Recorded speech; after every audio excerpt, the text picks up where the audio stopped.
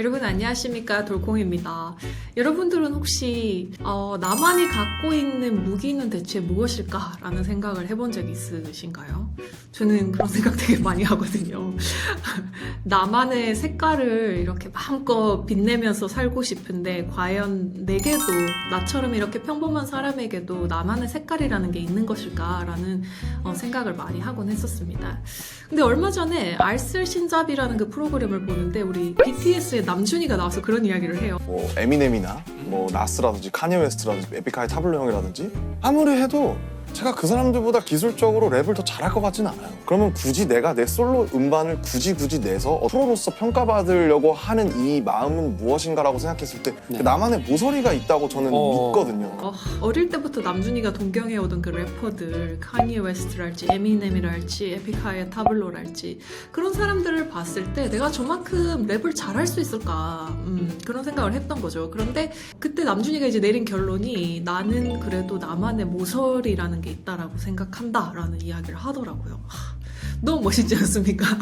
근데 그 이야기를 듣고 이제 떠오르는 책이 한 권 있었어요. 미국에서는 이제 나온 지가 좀 된 책인데 바로 로라후앙 교수님의 엣지'라는 책이었습니다. 그 엣지'라는 게 이제 한국말로 번역하면 모서리잖아요. 그래서 딱 그 책이 생각이 났더라고요. 그 로라후앙 교수님께서는 어떻게 하면 되게 지극히 평범해 보이는 우리도 엣지, 나만의 모서리를 만들어갈 수 있는가, 그 구체적인 방법에 대해서 이렇게 풀어가지고 이 책에서 이야기를 해주고 계십니다. 그래서 저도 굉장히 인상 깊게 읽었던 책이고 이번에 정말 마침맞게 한국에서 번역이 되어서 나온다고 하기에 보니까 로라후앙 교수님도 남준이가 하신 이야기를 알고 계시더라고요. 로라후앙 교수님에 대해서 간단하게 소개를 해드리면 여러분들 하버드 비즈니스 리뷰, HBR 읽으시는 분들은 많이들 이미 알고 계실 거라고 생각합니다. 되게 유명한 교수님이시고요.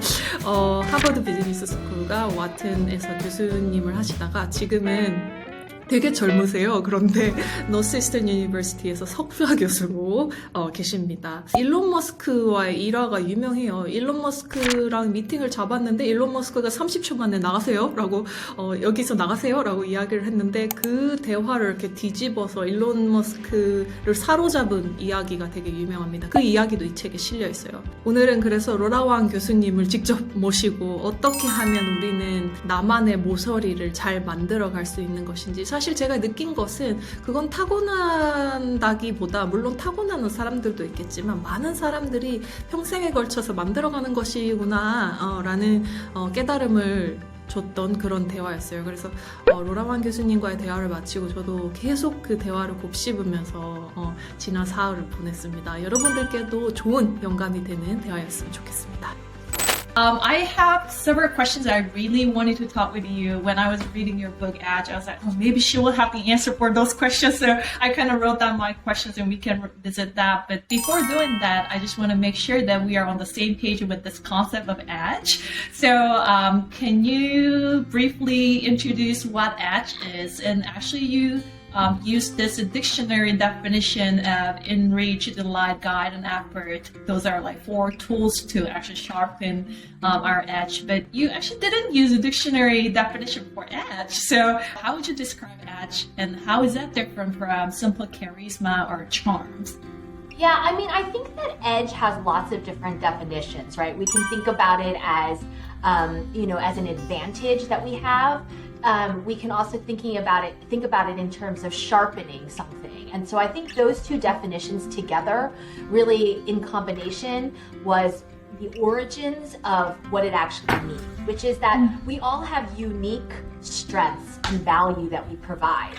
And when we're able to take those unique strengths and turn them into our own personal advantage, that's when we're really going to achieve the types of success that is fulfilling and is a longer type of success. It's not sort of a short-term type of fulfillment, but it's really something that sustains us for a much longer time and makes us feel like we are valued and empowered. And so in the book, I talk about the framework that I developed around edge and how do you gain an edge. So even though it's the title is Edge, it spells out the components of this framework. The E, D, G, and E are enrich, delight, guide, and effort. And I talk about how each of those components, how we enrich, how we delight, guiding the perceptions of others, and the effort and hard work that we put in, how these four pieces together allow us to find that personal way that we can gain an edge. We've been trained all our lives to think about this notion of hard work, right? We've talked so much about work hard, put your head down and just work hard. And what we find is that when we work hard, it does bring us a certain level of success, but there is something that is missing. At some point, we find that there is something that is missing. And that's that unique piece of us that makes the hard work worth it, right? And so when I talked about that framework around enrich, delight, guide, and effort, what's interesting about this framework is that the effort and hard work piece comes last, right? I could have put it first and made it effort first, but in fact, what I found through interviews with hundreds of super successful individuals is that when we know how we enrich and delight and guide, that's when the effort and hard work harder for us. That's when we actually ultimately gain that edge. And so that hard work is critical. I would never say that it's not important to work hard, but when we know how we enrich and delight and guide, that's when we get those tailwinds. It is a really kind of refreshing framework to me somehow, because I thought that I've been always thinking that being excellent at something could be an ultimate edge. Because, for example, I've worked with some people, and some of them, not all of them, are very nice people. There were some, I don't want to say jerk, but there are some people who are really hard to work with. But Yeah. some of them are very excellent at what they were doing. They had amazing publication records. They have amazing grants. And it seems like people like them if they are good at something. They are very good at something. And I still remember this book written by Dr. Carnivore, titled So Good They Can Ignore You. Basically what it means is that if you are so good at your job, they're not gonna ignore you. You're gonna be recognized.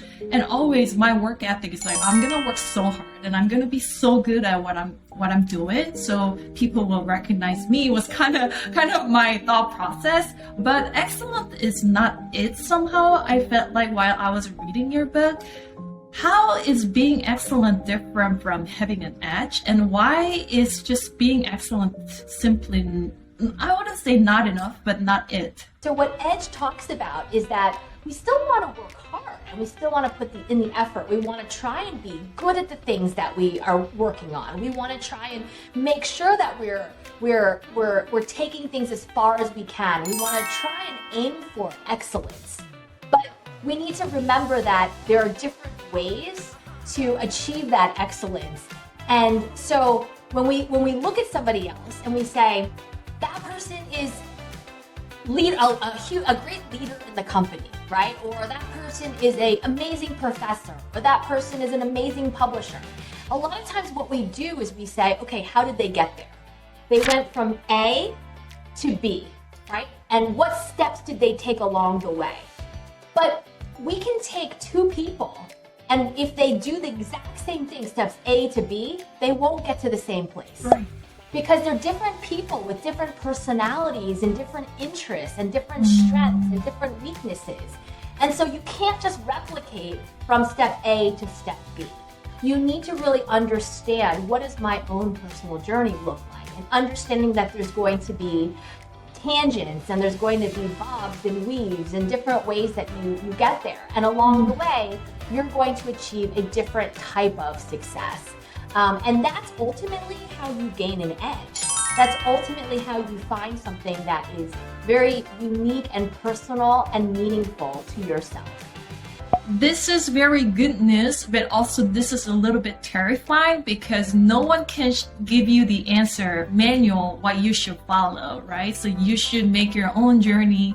You should figure out what works for you, but also it means that what worked for other people may not work for you too. So you should really think about it. So you talk about how to sharpen your edge for those people who want to leave for that journey, who wants to start that journey. Would you briefly describe how we could cultivate our own edge? So a lot of times it's first about recognizing your own journey and looking back and saying, where was I 5 years ago?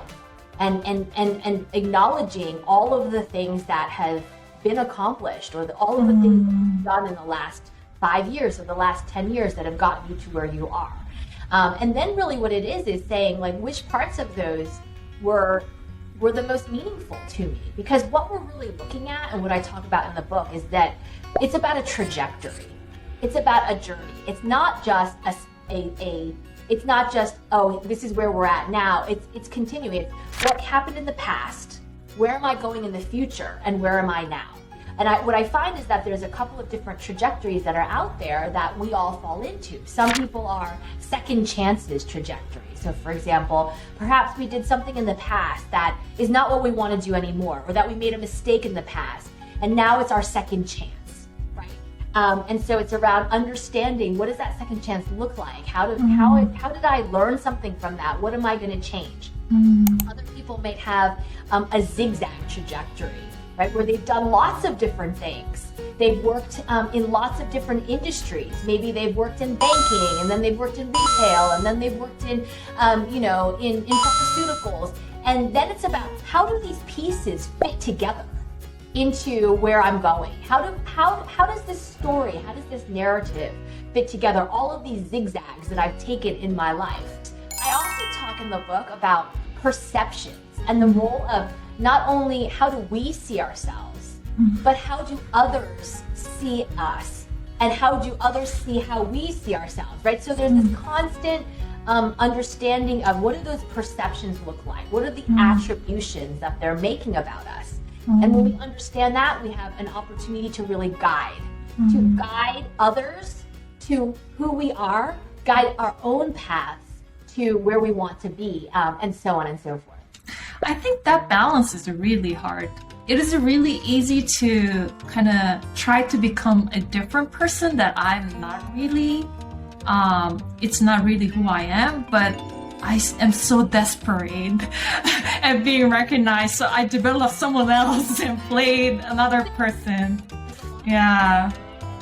And this is something that it's the opposite of that. Because a lot of times we see people, right? So for example, we see somebody like acting a certain way to the boss. And we think, oh, like, I don't want to be like that. It just feels like, but we see them doing that and they're successful doing that. And then we think that we also need to do that. Somebody behaving in a certain way and they're very successful. So we think that we also need to behave in that way.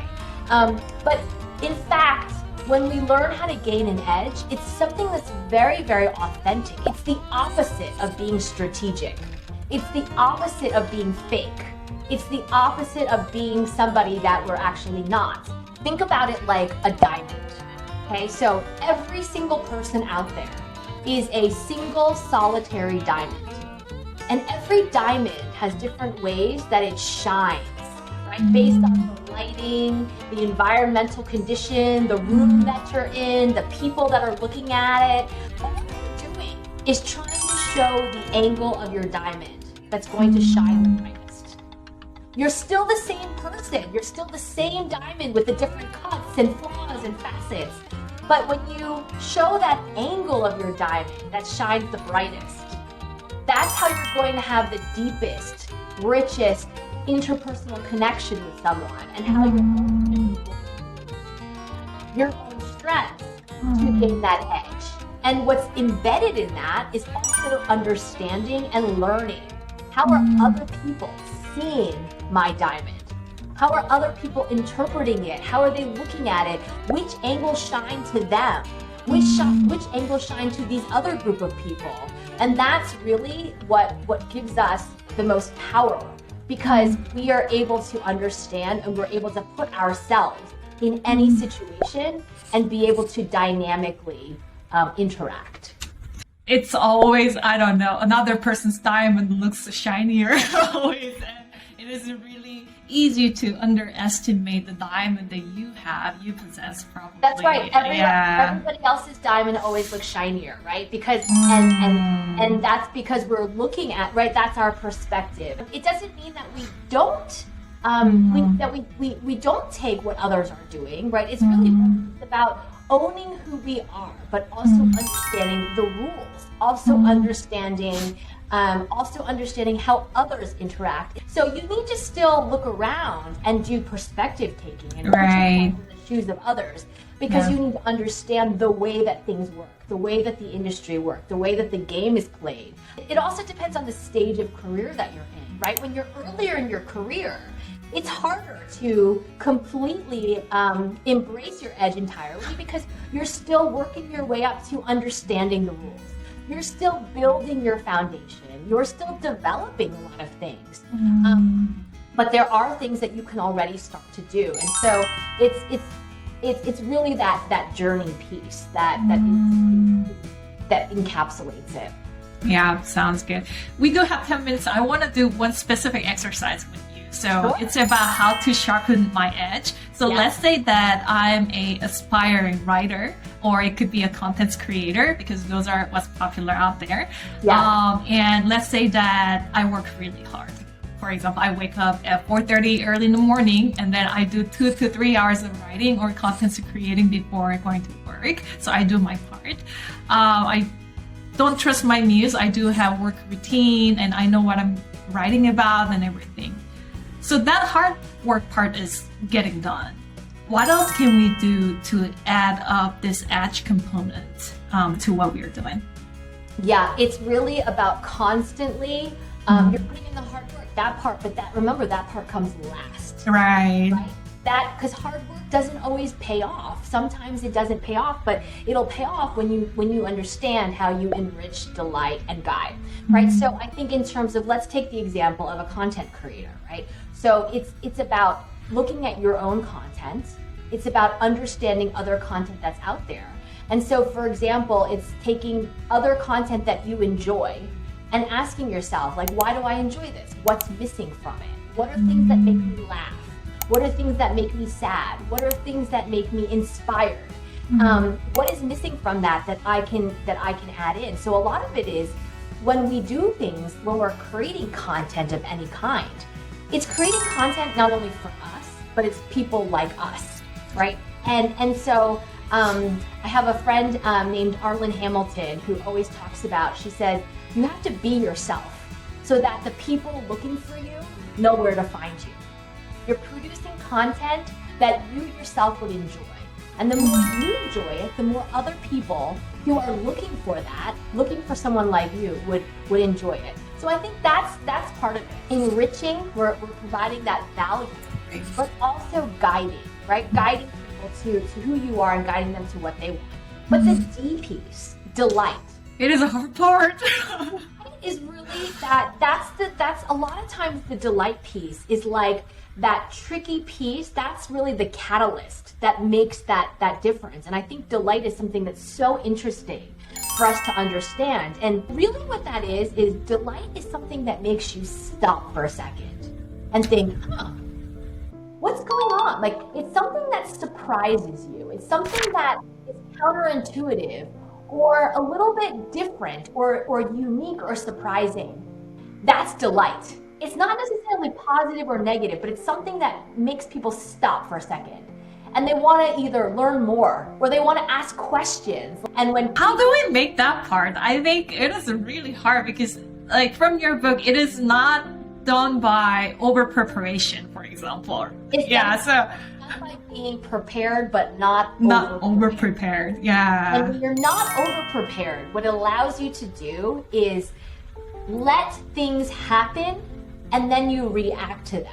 And that allows you to not only spot the things that are delightful, but be delightful when something happens. I don't know. Can we cultivate this delight part too? We can absolutely cultivate that. And so I talk about lots of different ways that we can cultivate it. One example is I do this exercise with my students called the 10 no's exercise, like 10 no's. And what they have to do is over the course of 1 week, the assignment is they have to get 10 different people in 10 different situations to say no to them. And they have to write a short paragraph about each of those no's. Why did that person say no to them? How did they get them to say no to them?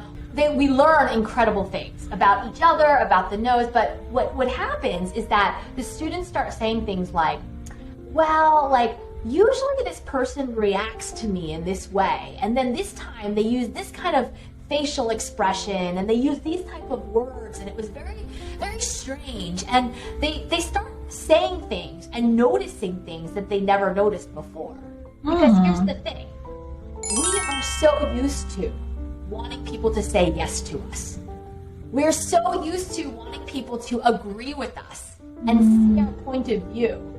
And our whole lives, we've been trained to try and be someone who makes good points, people say yes to, that people like us, that people agree with us, that there's a whole dimension that we don't see normally. That we don't see. What happens when we're trying to get someone to say no to us?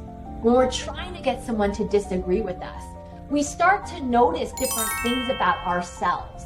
And this allows us to start to also be unique in different ways and see how do we guide people and how do we enrich and how are we delightful.